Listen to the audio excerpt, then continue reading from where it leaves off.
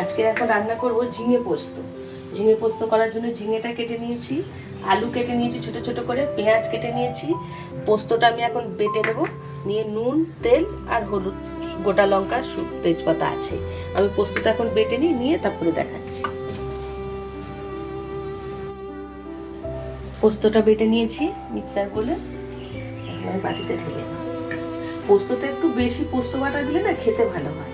আমি এই পোস্তটার মধ্যে দুটো কাঁচা লঙ্কা দিয়েছি, দিয়ে শুধু পোস্ত বেটে নিয়েছি। মিক্সিটা একটু জল দিয়ে ধুয়ে দিয়ে দেবো।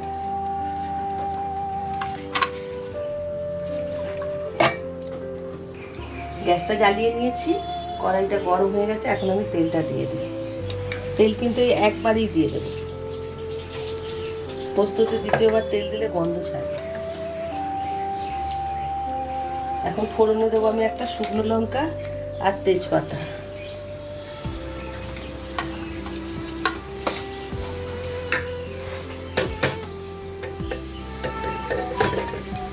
তেলটা গরম হয়ে গেছে, এখন অর্ধেকটা পেঁয়াজ দিয়ে এতটা লাগবে।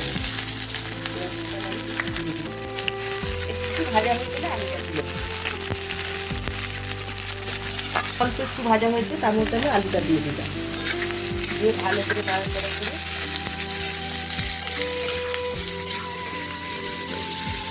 আলুটা পেঁয়াজটা একটু ভাজা ভাজা হয়ে গেছে, তারপর আমি ঝিঙেটা দেবো। আলুটা পেঁয়াজটা ভাজা ভাজা হয়ে গেছে, এখন আমি ঝিঙেগুলো কেটে রেখেছি, ঝিঙেগুলো মধ্যে দেবো। ঝিঙেগুলো বেশি ভাজবো না, নাড়াচাড়া করে একটু মশলা যা যা দেবো দিয়ে দেবো। এখন এর মধ্যে দেবো আমি নুন দেবো, আন্দাজ মতো। পোস্ত কিন্তু অনেকে হলুদ দেয়, আবার অনেকে হলুদ দেয় না। আমি কিন্তু দেবো একটু, আমার সাদা সাদা ভালো লাগে না, অল্প একটু হলুদ দেবো। দেবো লঙ্কা গুঁড়ো এক চামচ,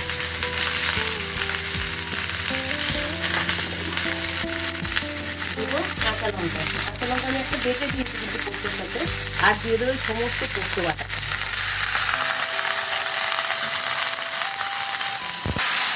ভালো করে পোস্ত বাটাটা আমি মিশিয়ে নেবো। ঝিঙা, আলু, পেঁয়াজ সমস্ত মশলা দেওয়া হয়ে গেছে। পোস্ত বাটা দিয়ে একটু কষি, এখন জল দিয়ে দেবো। মোটামুটি কষানো হয়ে গেছে, এখন আমি এই পোস্ত ধোয়া বাটিটা দিয়ে জল দিয়ে একটু ধীরে দিয়ে দিলাম, আর একটু পরিমাণ মতো জল দেবো, জল যতটা লাগবে।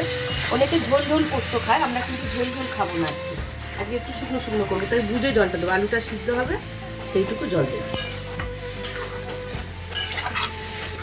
এখন আমি 3-4 মিনিট ঢেকে দেবো। 4 মিনিট লাগবে আলুগুলো সিদ্ধ হতে, যেটুকু সময় লাগবে সেইটুকু আমি ঢেকে রাখবো। 3-4 মিনিট হয়ে গেছে, এখন ঢাকাটা খুলে দেখি। একদম রেডি হয়ে গেছে, দেখি সিদ্ধ হয়েছে কিনা।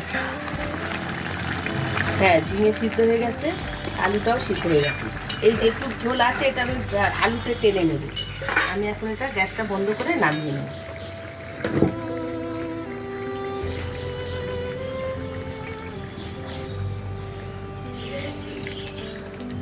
রেডি হয়ে গেছে ঝিঙে আলুর পোস্ত। ঝিঙে আলুর পোস্ত, যে কোনো পোস্ততে একটু পোস্ত বাটা বেশি দিলে খেতে খুব ভালো হয়। পোস্ত সবাই ভালোবাসে, নিরামিষ খাবারের মধ্যে পোস্ত একদম 1 নম্বরে, কিন্তু তখন পেঁয়াজ দেয় না, আমি এটা পেঁয়াজ দিয়েছি।